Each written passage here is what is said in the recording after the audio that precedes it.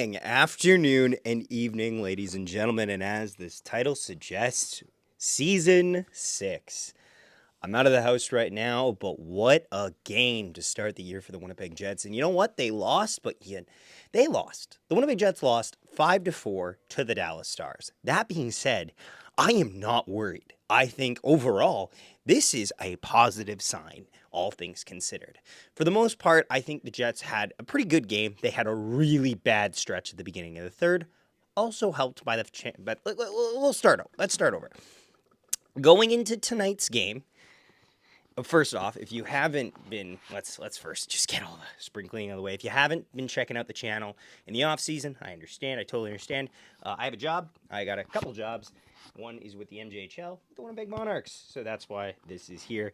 And also, I'll be working at Bombers, Bisons. I've also got a work placement that I will share with you guys very happily later once it's properly confirmed. But I'm excited about it. So let's go into this game. First game of the year for the Winnipeg Jets, and they're injured to hell going in. They're injured to hell. No Cole Perfetti, no Dylan Sandberg, no Adam Lowry. And out of the gate, the Jets have a little bit of a delayed reaction here. You know, I thought Hellebuck was okay. I didn't think he was spectacular tonight. And you know what? That's okay. He doesn't have to be day one right locked in. It happens. So the Stars score quickly. Of course, it's Mikko Rantanen to make a 1-0 reaction here. Mikko Rantanen left all alone in front of the net is certainly an interesting strategy. Not necessarily one that I endorse. And it's 1-0 for the Stars.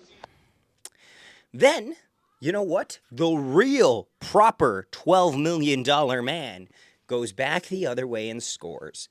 Kyle Connor on a beautiful play scores to make it 1-1 reaction here. Kyle fucking Connor on the doorstep, and your Winnipeg Jets have tied the game 1-1.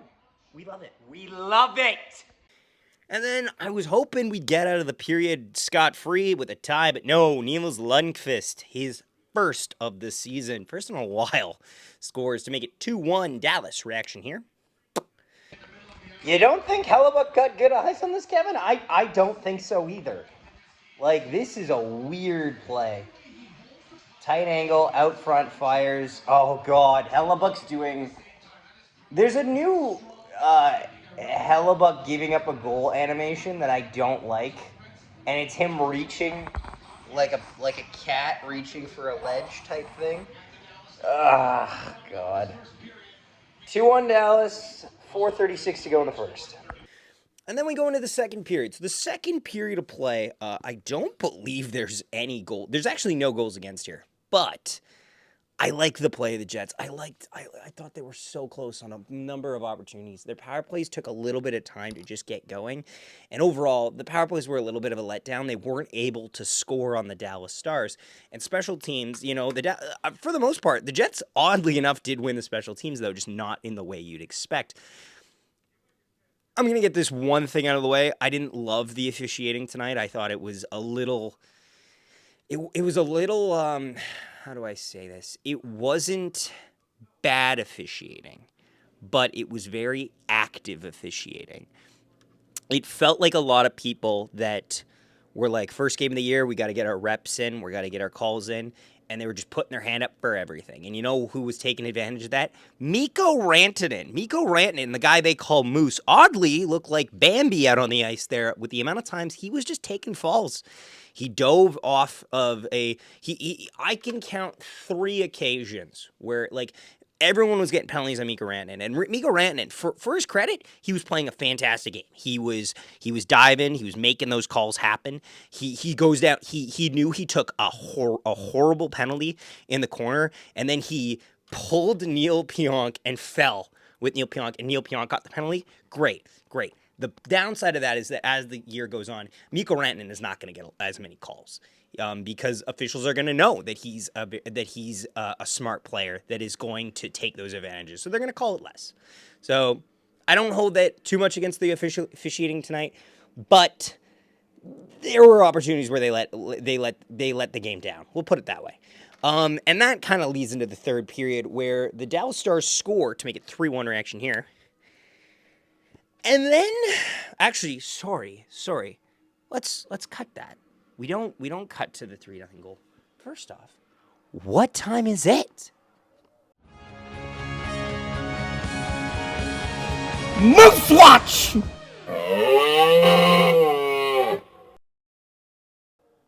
It's Moose Watch, guys. And Moose Watch, let's announce the captain, the newest captain of the Manitoba Moose. It is Mason Shaw. The assistant's Ashton Sautner and Phil DiGiuseppe. Also, the other news is Jack O'Leary getting a professional tryout contract with the team. I'll cover that tomorrow. But yes, the Moose look loaded. And they might get more loaded with David Gustafson on the way if he clears waivers. Anyway, we go to the third period, and that would take a head with the Stars scoring on the power play to make it 3-1 reaction here. Had to pull over quick. Got to listen to Paul Edmonds on the radio for the first time of the year. Unfortunately, he was calling a Stars goal because the refs just love giving the Jets penalties. And then, did you blink? Did you miss it? It's 5-1 now. All of a sudden, bang, bang. Oh, pardon my inactivity. I missed it. Now it's 5-1! Frick. I'm going to be honest, I haven't looked back at these goals because I was driving over here on the way. Not great, though. You can't give up 3 goals to start a period. That's just not good practice. It's a 5-1 game, and you know what? To the Jets' credit, this game could have been over at that point. It could have been over at that point, but the Jets decided it wasn't. Jets get called on some penalties. Again, refs very active tonight, let's call it that. And then, unexpectedly, the Jets score 2 shorthanded goals back-to-back first. It's Morgan Barron with a burst of speed. A Morgan Barron goal to start the season. We like that. Would have been nice 10 minutes earlier when we're not down by 4. But, you know, we take those. On a breakaway scores to make it 5-2. And I'm like, cool. That's fun. That's a fun goal. Bang. Back the other way. Kyle Connor, shot, save, rebound. He scores. 5-3 reaction here. Oh, fucking K! KC is second of the night on the same penalty kill? All right. I guess we're back in the game now. It's 5-3. And then, as the game starts to get a little uncomfortable, like, man, the Jets, they need one here to, maybe they've got an opportunity, but they got to score one quick. He does it again. Kyle Connor scores the hat-trick goal to make it 5-4 reaction here.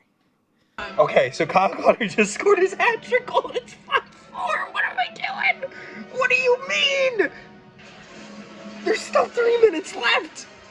Jets are down by 1. What a game.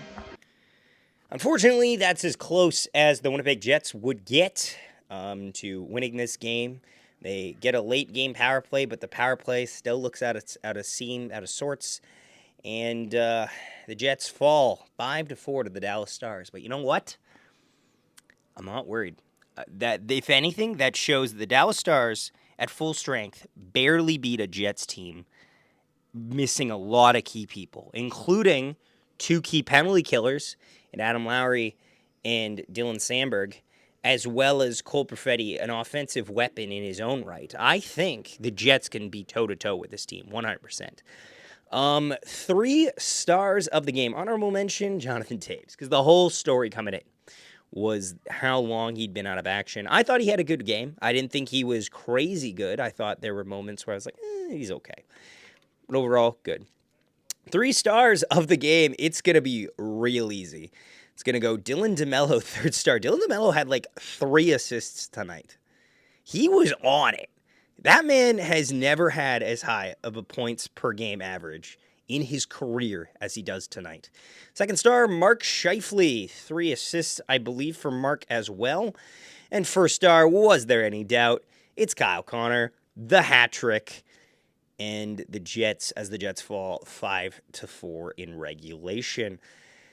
Jets, I believe, are back in action on Sunday. Overall, I wouldn't be worried if I were Jets fans. I really wouldn't. There's one thing you got to watch is are these penalty troubles repeatable? Like, are we gonna, like, if this team turns out to be extremely undisciplined?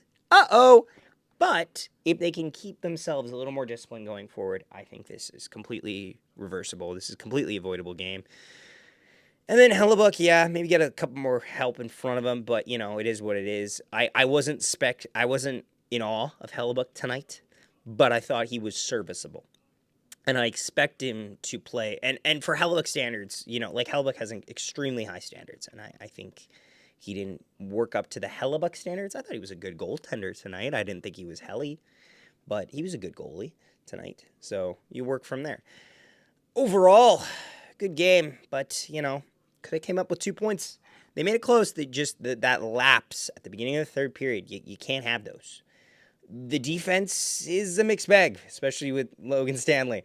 Anything that wasn't the Pionk pair or the Morrissey pairing struggled mightily out there. So they're going to have to work on that. But yeah, thanks so much for watching, guys. Welcome back. If this is your first time tuning in, nice to meet you. Please subscribe and leave a like on the video. If this is a return visit for you, welcome back. We've missed you. Looking forward to an amazing Season 6. 82 games. This is just Game 1. We got 81 more to go this year, and I'm excited for it. Thanks so much for watching, and we will see you next time on the Nolan Hockey Podcast. Back again, far side, quick shot, deflected in front, they score! Cole Perfetti with a deflection! 1.6 seconds left! In the third period, the Jets have tied it up at 3! Holy smokes!